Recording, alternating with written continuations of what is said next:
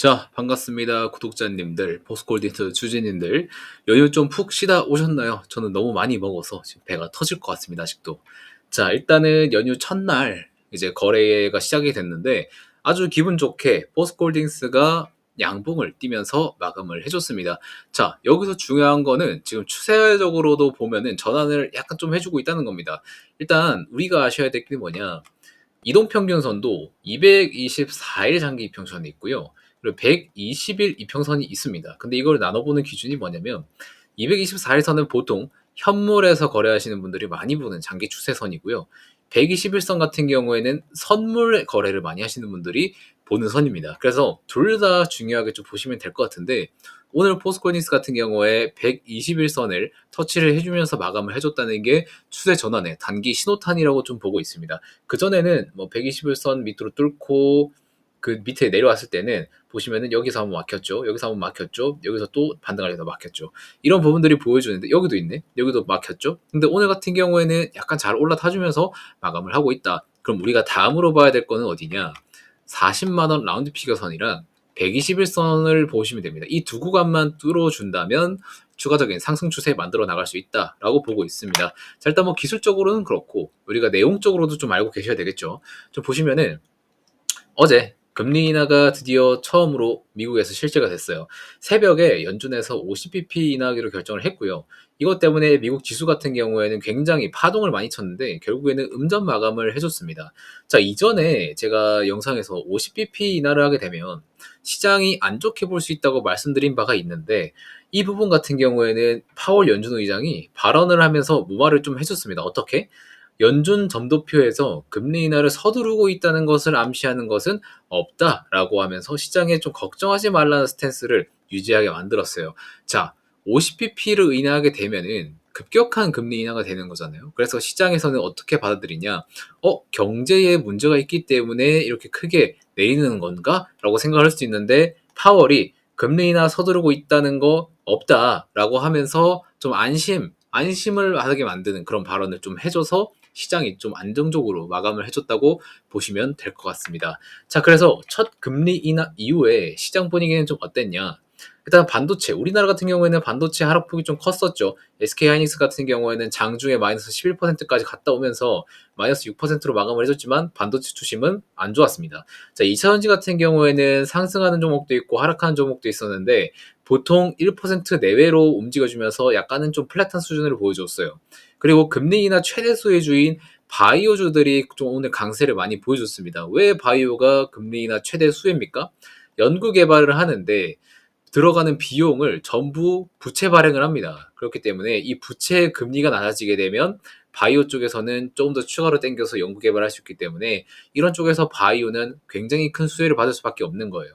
그래서 우리 오늘 장중 반도체 급락이 지수 하락폭까지 좀 동반을 하게 했지만 여기서 빠져나온 수급들이 바이오 쪽으로 좀 밀려들면서 반도체 이외의 종목 체감 지수는 막 그렇게 낙폭이 크진 않았어요. 그리고 외국인 같은 경우에 코스피 선물 같은 경우 현물 같은 경우에 1.1조 가량 매도를 했고 선물은 2.7천억 정도 매수를 했습니다. 자, 일단은 뭐 이제 선물 같은 경우에 옵션 같은 경우에도 해징 수단으로 사용하기 위해서 거래를 하는 거죠. 그래서 반대의 포지션을 대부분 보이게 됩니다. 여러분들 이 부분도 좀 참고를 해주시면 될 것 같고 외국인이 뭐 현물 시장에서 나간 거는 조금 아쉽지만 미래의 코스피 미래의 가치는 그래도 긍정적으로 보고 있다라고 봐주시면 될 것 같습니다. 그리고 장중에 지수 하방을 좀 막은 요인이 하나 더 있죠.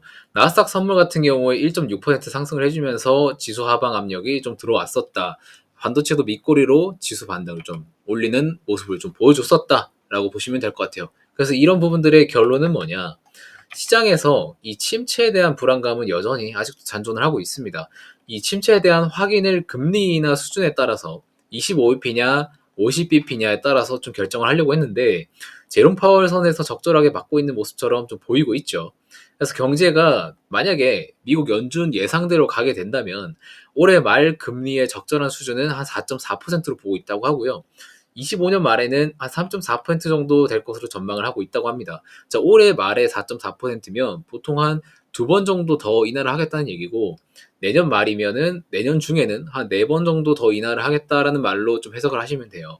그래서 미국의 이런 인플레이션, 뭐 이런 금리 낮춤이 어떤 거를 목표로 하느냐.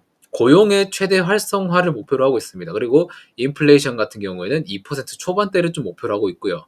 자, 고용의 최대 활성화. 우리가 경제를 볼 때 소비, 생산, 고용 이렇게 세 개를 보아야 된다고 제가 말씀을 드렸잖아요.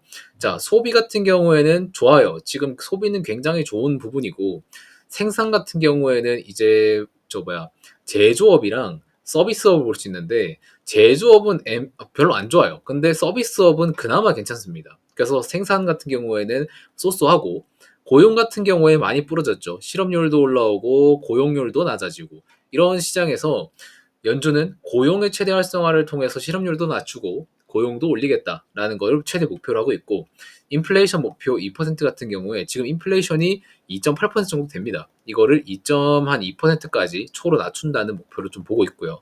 그래서 지금 장기 인플레이션 기대를 잘 고정시키는데 전념을 하고 있다고 합니다. 자, 그러면 포스코 그룹 같은 경우에 우리가 펀더멘탈에 관해서 제가 말씀드릴 수 있는 부분들은 여러 가지를 많이 말씀드렸어요. 그래서 추가적인 펀더멘탈에 대한 그런 사업적인 브리핑은 좀 무의미하다고 보고 우리가 집중해야 될 거는 뭐냐? 포스코 그룹이 가치주잖아요. 포스코홀딩스는 특히나 가치주인데 중국 탄산 리튬 가격이 지금 단기로 안정화가 들어가고 있다고 보이고 있습니다. 그래서 이런 리튬 가격 반등에 의한 지금 추가적인 상승이 나와주고 있다고 좀 보고 있고요. 그리고 포스코에서는 이런 지금 이선칙 해즘이나 뭐다 하는 기회를 삼아서 리튬 강탄에 추가 투자를 검토하려고 하고 있습니다. 투자 감축을 오히려 안 하고 있죠. 지금 오히려 불황일 때 투자를 적극적으로 늘려서 나중에 호황이 되면 그때 판매량을 늘리겠다라고 이런 전략을 좀 짜고 있다고 보시면 돼요. 그래서 중국 화요코발트 같은 경우에 지금 JV를 맺었었던 거, 합작법인을 맺었었던 거는 투자 철회에 돌입을 했고요. 명분은 캐즘으로 인한 수요 둔화이긴 하지만 뭐 화요코발트도 이 FEOC가 걸리는 이유가 있기 때문에 투자 철회를 했다고 보시면 될 것 같습니다. 자, 그래서 지금 여러분들이 보셔야 되는 거는 시장에 대한 그런 분위기, 그리고 포스코홀딩스의 기술적인 부분들, 그리고 수급도 같이 보셔야 된다. 이 세 개를 전부 보셔야 된다고 말씀을 드리겠습니다. 뭐 사업적인 부분은 너무나도 장인하 회장님께서 잘 해주고 있기 때문에 그렇게 크게 걱정은 안 되고요. 시장 분위기, 기업의 그런 기술적 분석, 그리고 수급 이렇게 세 가지 잘 참고해 보시면 좋을 것 같습니다. 자, 그러면은 저는 오늘 브리핑은 여기서 마무리하도록 하겠고요. 다음 영상에서도 좋은 내용으로 찾아뵐 테니까 구독과 좋아요는 한 번씩만 꼭 좀 부탁드리겠습니다. 그럼 저는 다음 영상에서 또 뵙도록 하겠습니다. 고맙습니다.